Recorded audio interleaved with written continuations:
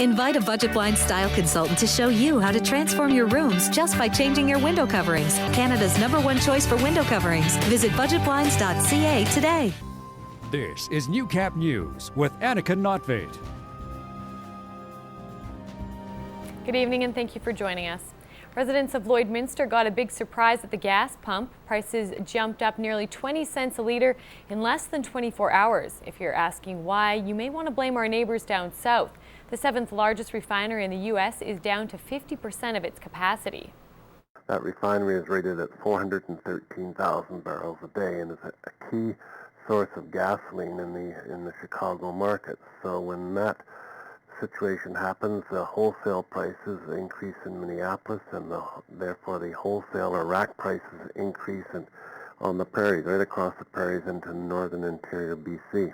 If the high gas prices weren't bad enough, it may only get worse.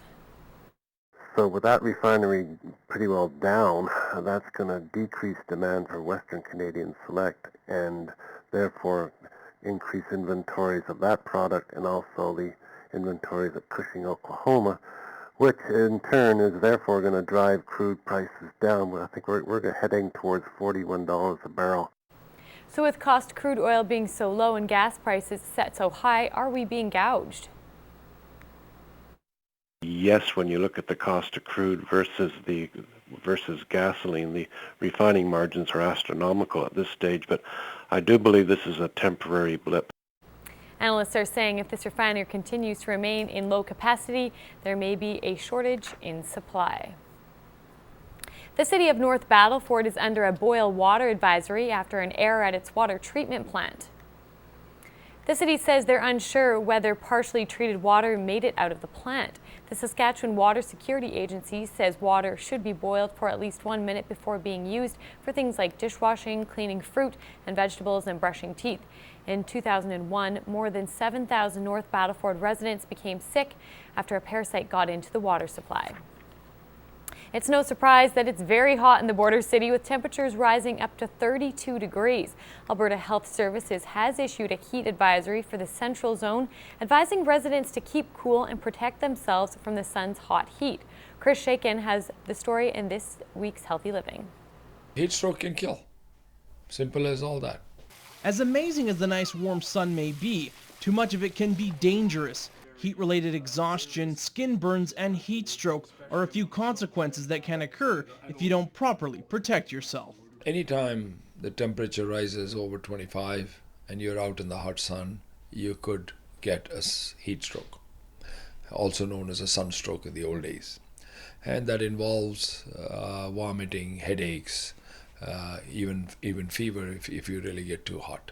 With all this sun, it is very important to take safe precautions. The most important thing to do when it's hot here is to prevent. And how does one prevent? One prevents by wearing something over the head, a hat, number one.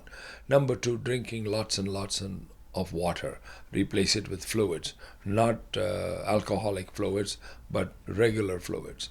Thirdly, make sure when you go out, you don't stay out too long. Staying out too long can result in some serious skin burn, so make sure to use a healthy amount of sunscreen.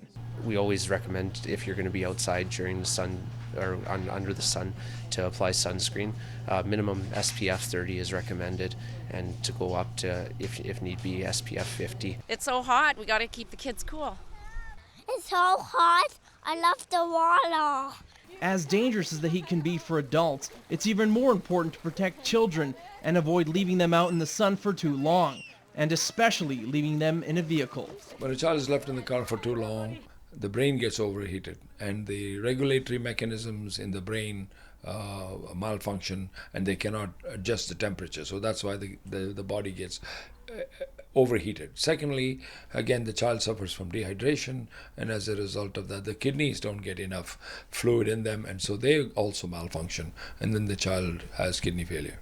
Chris Shakan, Newcap News.